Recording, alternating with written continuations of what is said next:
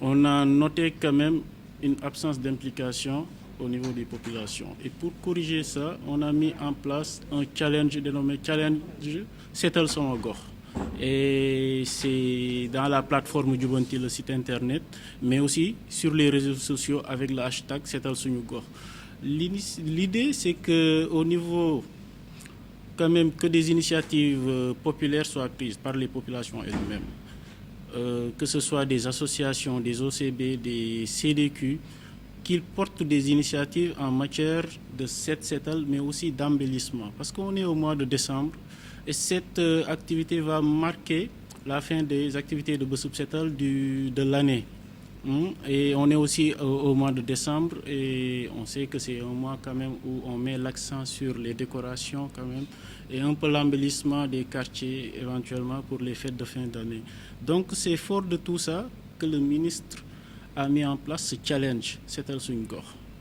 L'idée c'est vraiment d'impulser et de motiver quand même des initiatives populaires, que comme l'a dit le gouverneur, que ce ne soit plus l'affaire seulement des institutionnels ou bien des organismes étatiques, mais qu'on sente l'implication des communautés.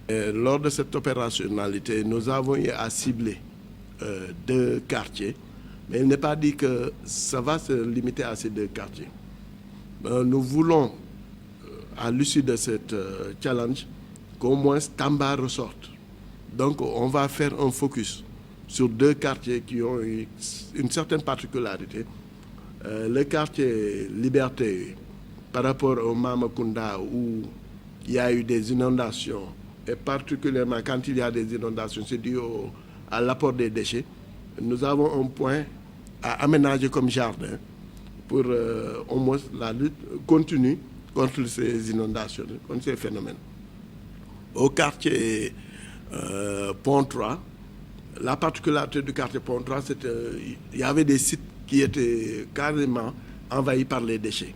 Et lors de cette opération, nous allons profiter de réhabiliter un terrain qui était inondé par les déchets et qu'on a récupéré et qui est actuellement un terrain de jeu.